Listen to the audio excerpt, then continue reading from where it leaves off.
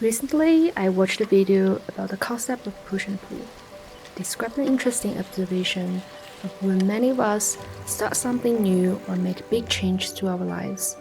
We often experience this polarizing force that they named as the push and pull energy in the video. As soon as I heard that, I had to continue watching the video to the end. Because looking back, I realized this is exactly what I've experienced whenever I try to move forward something challenging yet meaningful to me. A while ago, I started preparing for a freelance career in web design. I was updating my website, building projects, and during that stage, I felt a strong pushing force within me. I was driven and was in a constant flow, like all my energy was moving in the same direction. Until it didn't.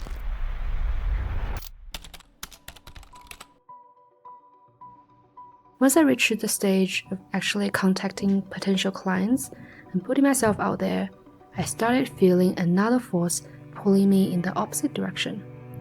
Suddenly, there I was, worrying about the rejection and the unknown. What if I can't pull this off? What if no one actually needs my service?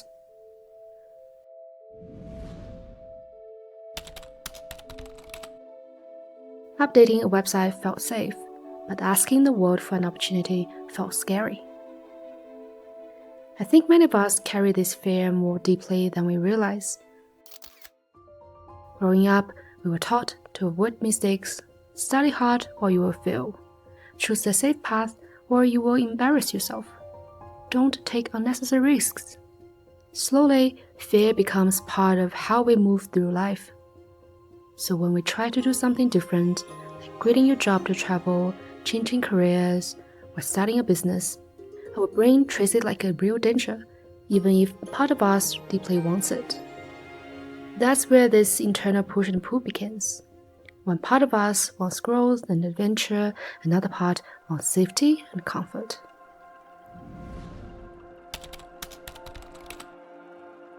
And this creates a painful cycle. We want to try, but we hesitate.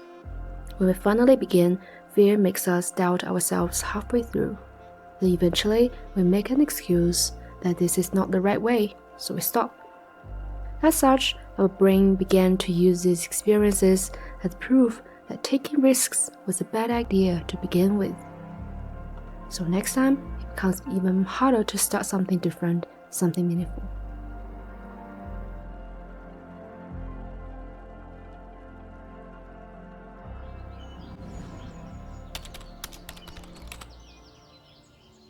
Recently, I've been learning to approach this with a lot more gentleness and patience.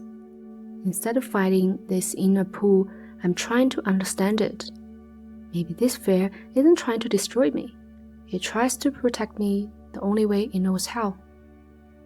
The survival instinct of risk aversion is deeply embedded in our genes over hundreds of years. It's part of who we are as humans. So it is perfectly normal that we experience this push and pull energy. Our brain wants certainty, safety, and survival. And when we step into the unknown, it reacts the only way it knows how. So instead of forcing myself forward, I'm learning to respect that part of me that felt the pull and giving her some time and space. When she's ready, we'll take the next small step together.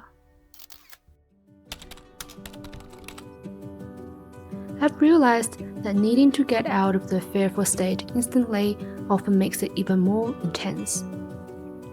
When we pressure ourselves to make changes immediately, our nervous system starts to panic. But when we slow down, break big goals into smaller steps, and allow ourselves to move with a pace that feels right, we start to feel safer. And interestingly, that's when things start to actually happen. This inner pull will probably always exist to some degree. But maybe the goal isn't to get rid of it completely, but to simply understand it and understand ourselves better, so fear no longer controls where we are going with our lives. And if you've been feeling this same resistance within yourself lately, I hope you can be a little gentler with yourself too. And from that gentleness, move forwards the life you truly want. one small step at a time.